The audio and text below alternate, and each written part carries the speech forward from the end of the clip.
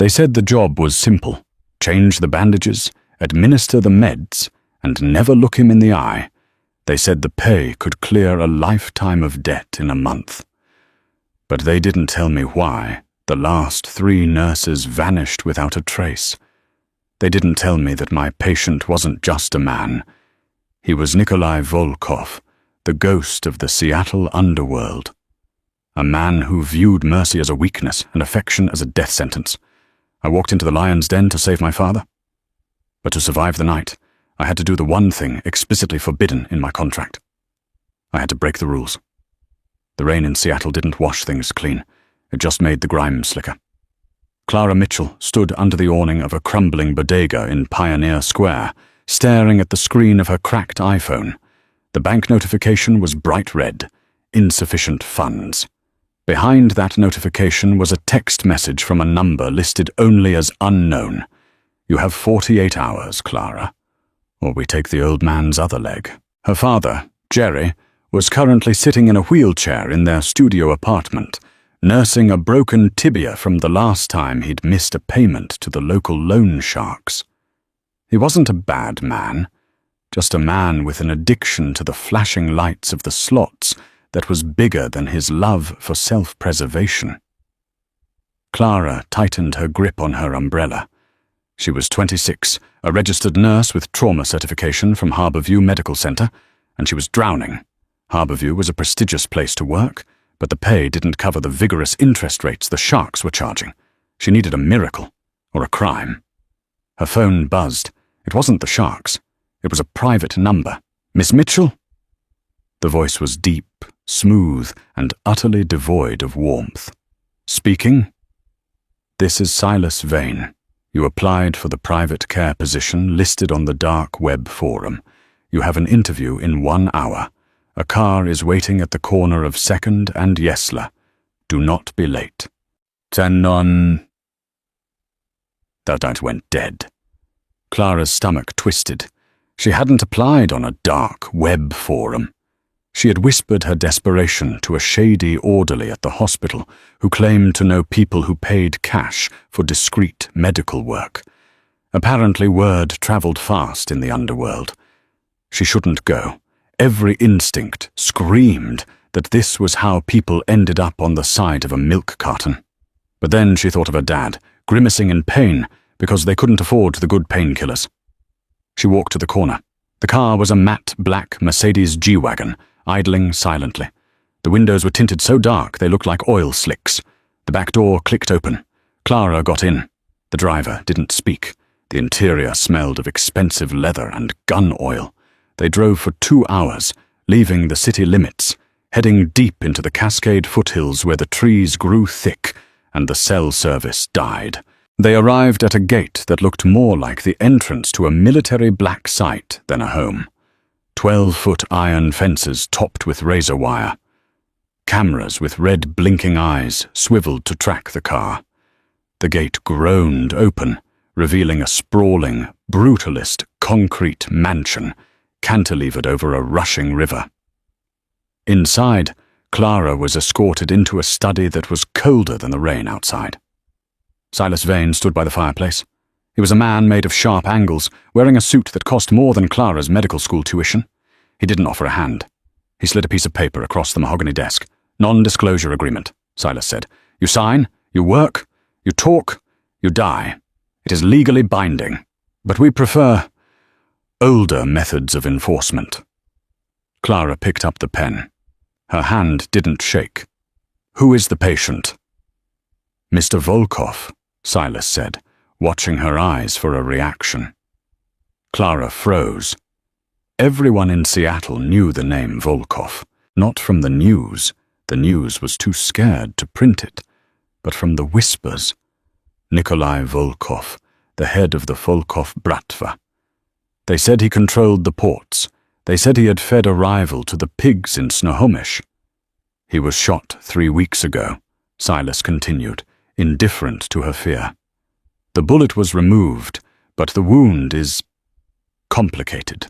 Infection risk is high. His temperament is poor. The last nurse left after 2 days. Left? Clara asked. She was escorted out, in tears. She failed to follow the rules. What are the rules? Silas held up 3 fingers. 1. You administer medication and change dressings at 0800 and 2000 hours. No exceptions. 2. You do not speak to him unless it is a medical necessity. He is not your friend. He is not your patient. He is your employer. 3. Under no circumstances do you touch him without his explicit verbal permission, unless he is unconscious. Clara looked at the contract. The salary figure was staggering. $20,000 a week. Cash, 2 weeks. She just needed to last 2 weeks, and she could pay off her dad's debt entirely. I can handle difficult patients, Clara said, signing her name. Silas smirked, a cruel twisting of lips. Mr. Volkov isn't difficult, Miss Mitchell. He's rabid. The west wing of the estate was sealed off by a heavy oak door that required a biometric scan. Silas swiped his thumb, and the lock disengaged with a heavy thud. You are on your own from here, Silas said. The kitchen is stocked. Your room is the first on the left. His suite is at the end of the hall. He missed his morning dose of antibiotics. Fix it. Silas turned and left, the heavy door locking behind him. Clara was trapped. The hallway was dim, lit only by recessed floor lights. The air smelled of antiseptic and something metallic. Blood. It was quiet, the kind of silence that felt heavy, like the air before a thunderstorm. Clara went to her room first to drop her bag. It was luxurious, but sterile, like a high-end hotel room. She changed into her scrubs, navy blue, practical.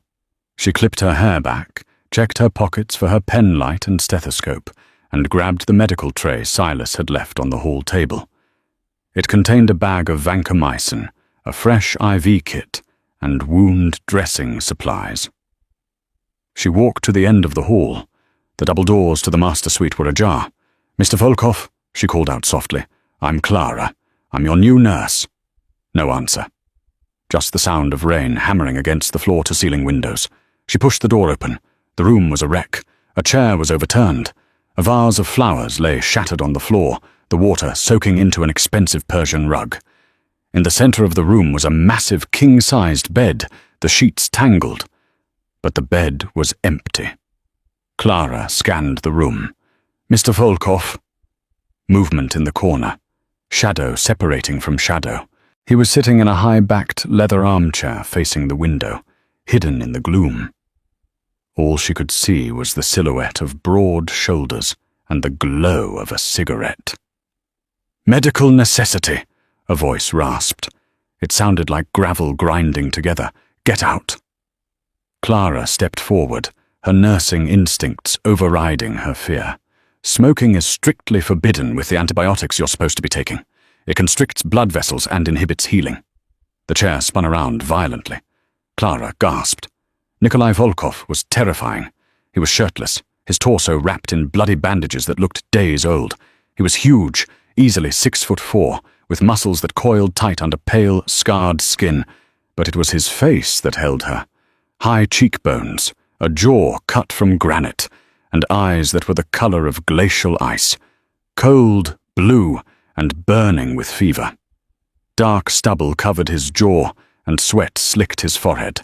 He looked like a fallen angel who had crawled out of hell and was pissed about it. I didn't ask for a lecture, Nikolai growled, standing up. He swayed slightly.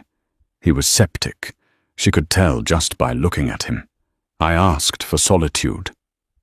You have a fever, Clara said, her voice steady, despite her heart hammering against her ribs. She set the tray down on a side table. And you're bleeding through your dressing. If I don't clean that, you'll lose the tissue, maybe the whole arm. Let it rot, he spat. He took a drag of the cigarette, daring her to stop him. Clara looked at the shattered vase on the floor. This man was in pain, and he was lashing out because it was the only control he had left. He was used to being the predator, and injury had made him feel like prey. I'm not going to let it rot, Clara said, moving closer. Sit down. Nikolai laughed, a dark, humorless sound. He took a step toward her, looming over her, using his size to intimidate. He smelled of tobacco, sweat, and raw masculinity. "Do you know who I am, little nurse?" "I know you're a patient with a resting heart rate of probably 110 and a temperature of 103, Clara fired back, tilting her chin up to look him in the eye. "And I know you're afraid." The room went deadly silent. Nikolai's eyes narrowed. "Afraid?" "Afraid of being weak," Clara clarified.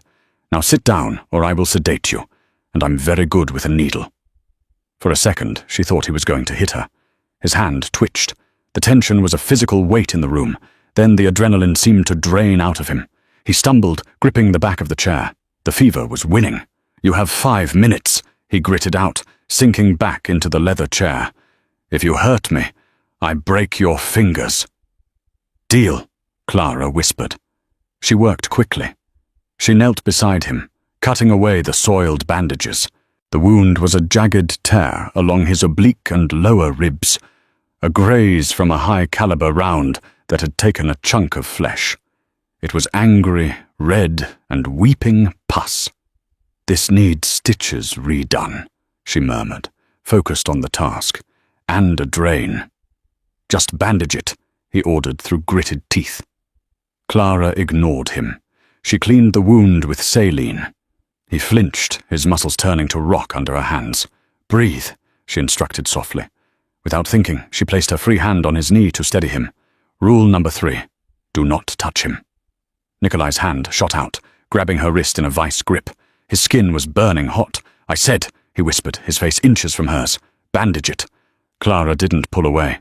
She looked at his hand on her wrist, then up into his eyes. "I can't do my job if you're fighting me, Nikolai." Using his first name was a gamble. It was an intimacy he hadn't granted. His eyes widened slightly, surprised by her audacity. He stared at her, really looking at her for the first time. He saw the dark circles under her eyes, the fraying collar of her scrubs, the stubborn set of her jaw. She wasn't like the others. She wasn't shaking. Slowly he released her wrist. "Do it properly," he muttered, looking away out the window. "But if you linger, you're fired." Clara exhaled a breath she didn't know she was holding. She prepped the needle. She stitched him up, her movements precise and gentle. She set up the IV line for the antibiotics. When she was done, she checked his temperature, 102.8. "I need to check on you in 4 hours, she said, gathering the bloody waste. "Don't come back until morning," he rasped, closing his eyes. "I'll come back when the protocol dictates," Clara said firmly. She walked to the door. "Nurse," he called out just as she reached the threshold. She turned. "Leave the whiskey." He pointed to a decanter on the shelf. "It interferes with the meds," she said. "Leave it." Clara hesitated. Then she walked over, grabbed the crystal decanter of whiskey, and walked out the door with it. "Hey!" he roared, trying to rise. "Hydrate with water, Mr. Volkov," she shouted back, slamming the heavy oak door and locking it from the outside. She leaned against the corridor wall, her legs finally giving way to the trembling. She slid down to the floor, hugging the bottle of expensive whiskey to her chest. She had survived the first hour, and she had just stolen liquor from a mafia don. Inside the room, Nikolai Volkov stared at the closed door. The pain in his side was a dull throb now, better than the sharp agony of before. He looked at his bandaged side. It was neat. Professional. He chuckled, a dry, rusty sound. "She stole my scotch," he whispered to the empty room. For the first time in 3 weeks, he didn't feel the urge to put a bullet in someone. He felt something else. Curiosity. But curiosity was dangerous. For her, because Nikolai knew something Clara didn't. The bullet that hit him wasn't from an enemy. It was from a traitor inside this very house. And by walking through that door, Clara Mitchell had just placed herself directly in the crosshairs. The next morning, the sky was the color of a bruised plum. The storm hadn't broken. It had just settled into a sullen, heavy drizzle. Clara hadn't slept. She had spent the night in the guest room, staring at the ceiling, listening to the hum of the high-tech security system and the pounding of her own heart. At 0600, her phone had buzzed. Mick, 36 hours. Hope your dad likes walking, because he won't be doing much of it after tomorrow. She had deleted the message, washed her face with cold water, and put her armor back on. The navy scrubs, the tight ponytail, the professional mask. At 0755, she stood outside the oak doors. "Enter!" Nikolai's voice came through the intercom. It was stronger than yesterday, but still edged with pain. Clara swiped her keycard. The room was cleaner than she had left it. Someone, likely the silent staff that moved through the house like ghosts, had cleaned the rug and removed the shattered vase. Nikolai was in the bed, propped up against a mountain of pillows. He was wearing a black t-shirt that clung to his chest, his bandaged arm resting on a pillow. He was working. A laptop was open on his knees, and he was typing with his good hand, his eyes scanning a stream of data that looked like shipping manifests. "You're late," he said without looking up. "It's 0800 exactly," Clara countered, setting the tray down. "Breakfast, oatmeal, fruit, black coffee, and your meds." Nikolai closed the laptop. He looked at the oatmeal with profound disdain. "I don't eat slop." "You need soft foods. Your body is fighting an infection. Digestion takes energy you don't have." Clara picked up the bowl. "Eat." "No." "Mr. Volkov." "Nikolai," he corrected, his eyes finally locking onto hers. They were clearer today, the fever having broken slightly, which only made his gaze more piercing. "If you are going to nag me like a wife, use my name." Clara felt a flush rise up her neck, but she ignored it. "Nikolai, eat the damn oatmeal." He smirked. It changed his face completely, transforming him from a monster into something dangerously charming. "You are very brave for someone so small. Silas tells me you have debts." Clara froze. The spoon hovered halfway to the bowl. Silas ran a background check, Nikolai said casually, reopening his laptop. "Clara Mitchell, graduated top of her class, fired from St. Mary's for insubordination. You argued with a senior surgeon who made a mistake.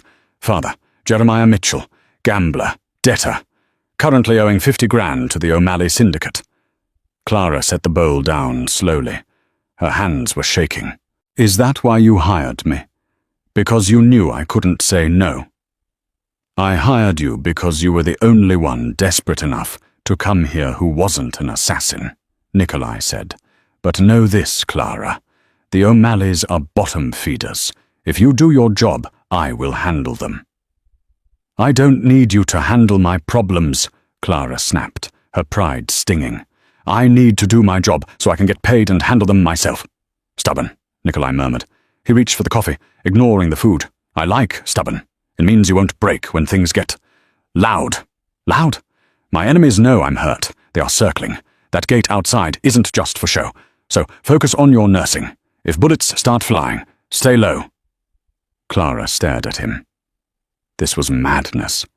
She was arguing about oatmeal with a man who discussed impending gang warfare as if it were the weather forecast. "If you want to survive a gunfight," Clara said, pushing the bowl back toward him, "you need your strength. Eat." Nikolai stared at her for a long 5 seconds. The air crackled. It was a contest of wills, pure and simple. He was testing her boundaries, seeing if she would cower. She didn't. Finally, Nikolai let out a huff of annoyance, grabbed the spoon, and took a bite. "It tastes like wet cardboard. It's full of fiber. Good for you." He ate half the bowl, watching her the entire time. When he was done, he held out his arm for the fresh IV. "You have a light touch," he commented as she slid the needle in. "I had a lot of practice on geriatric veins. They roll." "My veins don't roll," he said, his voice dropping an octave. "They fight." Clara taped the line down. She was close to him now, smelling the soap he used. Sandalwood and steel. He wasn't feverish anymore. He was just hot. "I need to check the wound," she said, pulling back. She lifted his shirt. The redness had gone down, but the bruising was spectacular, a canvas of purple and black spreading across his ribs. As she palpated the area gently, Nikolai hissed. "Sorry," she whispered. "Don't apologize," he gritted out. "Pain is information." That's a very bleak worldview. It's a survivor's worldview. He looked down at the top of her head. "Why didn't you run? When you saw it was me." Clara finished the dressing and stood up. "Because my dad doesn't have a survivor's worldview. He just has bad luck, and I'm the only one who can save him." Nikolai studied her. "Loyalty? Rare. Stupidity, mostly," Clara sighed. She gathered her things. "I'll be back at noon." "Clara," he said. She paused at the door. "The whiskey," he said. "Bring it back." "No, I'm the boss, and I'm the nurse, and until that infection is gone, I outrank you." She walked out. As the door clicked shut, she heard a low, genuine laugh from the other side. It was the most terrifying sound she had heard yet, because it made her like him, and liking Nikolai Volkov was a fatal mistake. By the third day, the routine had settled into a strange, tense rhythm. The medication, the dressing changes, the arguments over food, the lingering glances that lasted a second too long. But outside the sanctuary of the West Wing, the atmosphere in the house was shifting. Silas was tighter, more agitated. Security guards with assault rifles were patrolling the hallways now, not just the perimeter. The house felt like a fortress under siege. It was 2 a.m. on Thursday when Clara woke up. She hadn't been sleeping well. The bed was too soft, the silence too deep. She was thirsty. She slipped out of her room, barefoot, wearing only an oversized t-shirt and pajama shorts. She padded down the hallway towards the kitchen. As she passed the library, a room Silas used as a command center, she heard voices. "It has to be tonight." Clara froze. The voice wasn't Silas. It was higher, readier. She pressed herself against the wall, holding her breath. "The boss is weak," the voice continued. "The nurse is distracting him. The sensors in the East Garden are looped. You have a 10-minute window." Clara's blood turned to ice. "Traitor." "And the girl?" a second voice asked. "Kill her too. No witnesses. The O'Malleys want the message sent loud and clear." Clara clapped a hand over her mouth to stifle a gasp. The O'Malleys, the same people holding her father's debt, were orchestrating a hit on Nikolai, and she was collateral damage. She heard footsteps approaching the door. Panic surged. If she ran back to her room, they might see her. She bolted the other way, towards the West Wing. She didn't have her keycard. She had left it on her nightstand. She reached the heavy oak door, locked. "Damn it," she whispered, tears stinging her eyes. She looked back. The library door handle was turning. She did the only thing she could think of. She hammered her fist on the wood. "Nikolai! Nikolai!" Behind her, the library door opened. A man stepped out. Arthur, the head of the night security detail. He saw her. His hand went to the gun on his hip. "Miss Mitchell," Arthur said, his voice smooth and deadly. "You should be in bed." I heard a noise," Clara stammered, backing up against the door. "I need to check on the patient." "The patient is fine," Arthur said, walking toward her slowly. "But you look distressed. Why don't you come with me?" He pulled the gun. A silencer was attached. Clara squeezed her eyes shut. "I'm sorry, Dad." Click, beep. The door behind her hissed open. A hand shot out, large, scarred, and incredibly fast. It grabbed Clara by the back of her shirt and yanked her backward into the darkness of the bedroom. Clara stumbled, falling onto the hard floor. Nikolai stood in the doorway, wearing nothing but grey sweatpants. In his hand was a Sig Sauer P-226. Arthur froze. "Boss, I was just—" Thwip, thwip. 2 shots, sent a mass. Arthur dropped to the floor without a sound, his eyes wide with shock. Nikolai hit a button on the wall, and the heavy door slammed shut and locked with a series of metallic clanks that sounded like a vault ceiling. He turned to Clara. He wasn't the charming rogue from the morning. He was the devil, His eyes were black, his breathing heavy. The exertion had torn his stitches. Fresh blood was blooming on the white bandage around his ribs. "Up!" he ordered. Clara scrambled to her feet, shaking so hard her teeth rattled. He was going to— "He was the leak," Nikolai said calmly, engaging the safety on his gun. "I suspected him. I just needed him to make a move." He looked at her, his gaze sweeping over her trembling form, her bare legs, the terror in her eyes. He stepped closer. "Are you hurt?" "No," she squeaked. "Good." He winced, grabbing his side. He swayed. "Nikolai!" Clara rushed forward, catching him as he buckled. He was heavy, dead weight, but she managed to guide him to the edge of the bed.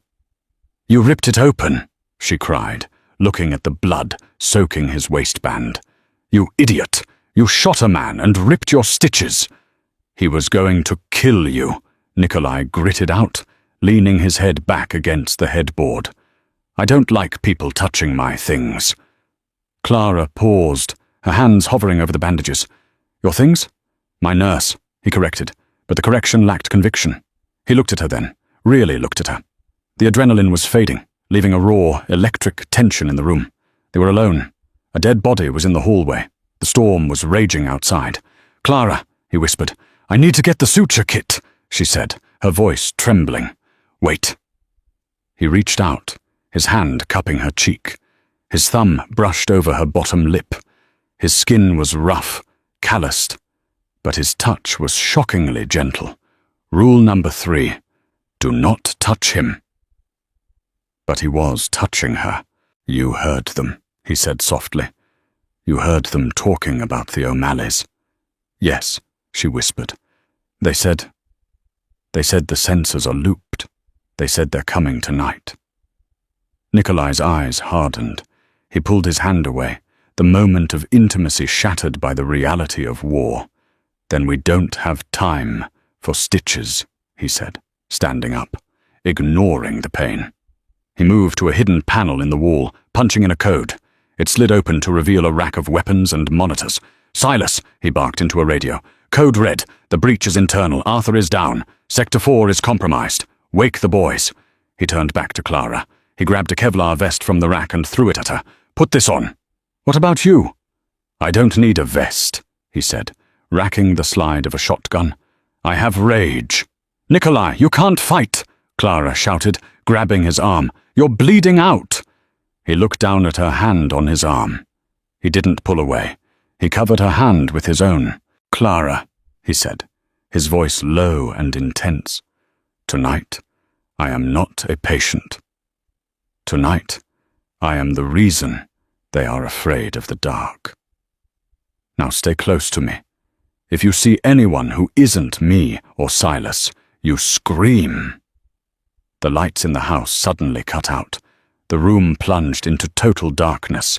"They're here," Nikolai whispered. He grabbed her hand, interlacing their fingers. "Run!" The hallway was a tunnel of suffocating blackness. The only light came from the occasional flash of lightning, tearing through the sky outside the floor-to-ceiling windows, illuminating the rain that lashed against the glass like shrapnel. Nikolai moved with a silence that shouldn't have been possible for a man of his size, let alone one bleeding through his side. He held the shotgun leveled, guiding Clara with a firm hand on the back of her Kevlar vest. "Stay behind me," he breathed. "If I drop, you take the gun." "I don't know how to shoot," Clara hissed, her heart hammering against her ribs like a trapped bird. "Point and pull. It's a shotgun. You don't need to aim. You just need to mean it." They reached the top of the grand staircase. Below, the foyer was a chaotic dance of flashlight beams cutting through the gloom. Voices shouted orders in rough, jagged English.